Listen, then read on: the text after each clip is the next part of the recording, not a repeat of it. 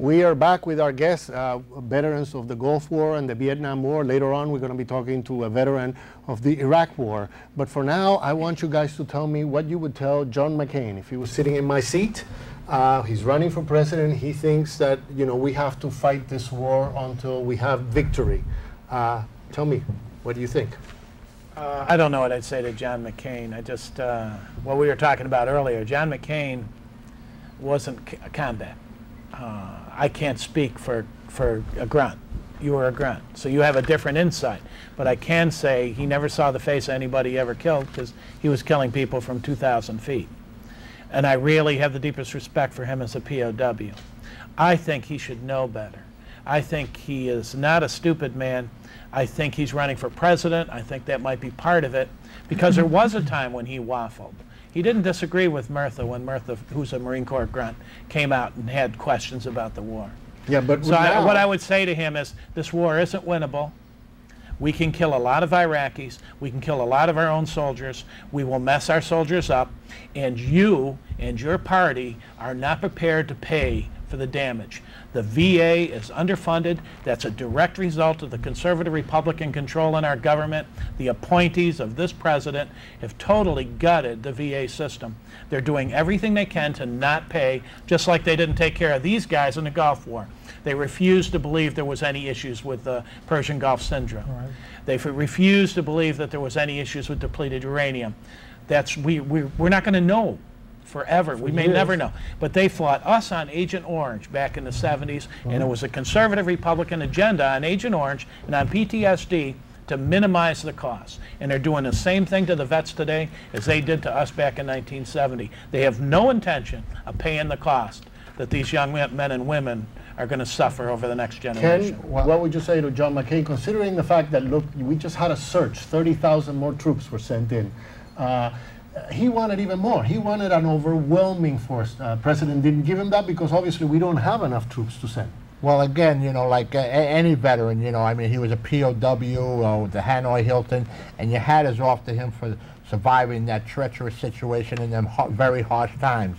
But again, you know, 2,000 feet, you know, 2 feet off the ground, you know, you look at it, you know what war is, all right? And you should have more compassion of actually being there, you know, regardless of what your MOS was, you were there, you know, so you should have more compassion for the troops of today. And, you know, should you become president, you know, what exactly is your plan? Put your game plan on the table so, you know what, we all know. And then we can vote for you to get into president. Not saying that I would do it personally, but you know what, you got to show us what your game plan is.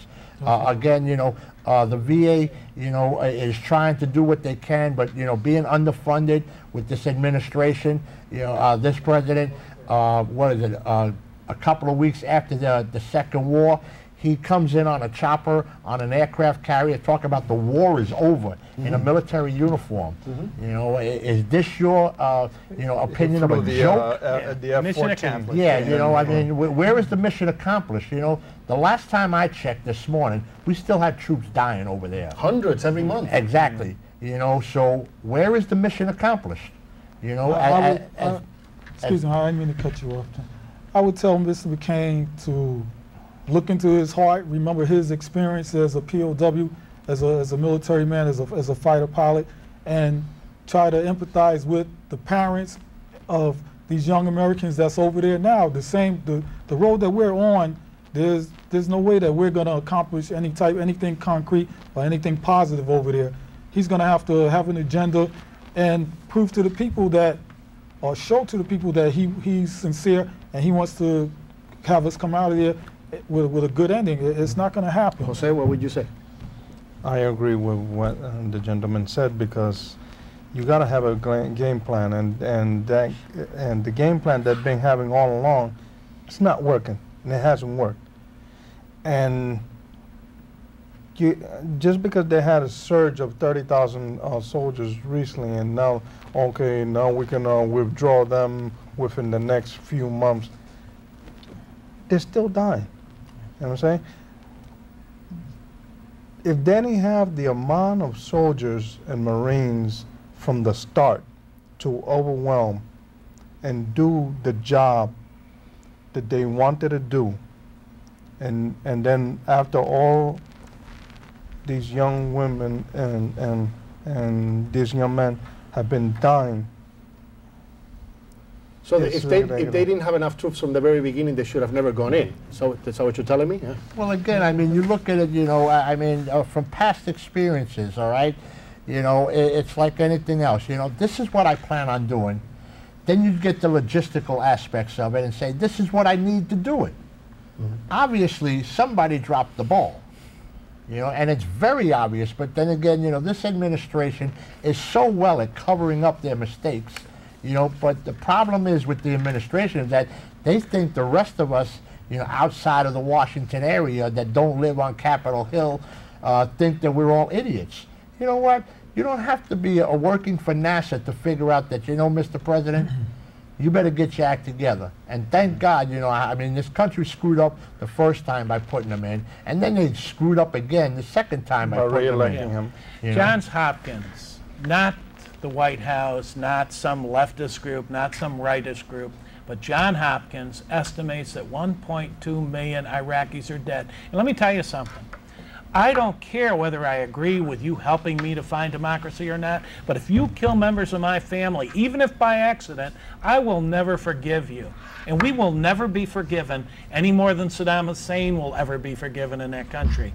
We cannot ever achieve anything in that country. The people hate us, and they hate us for the best of reasons.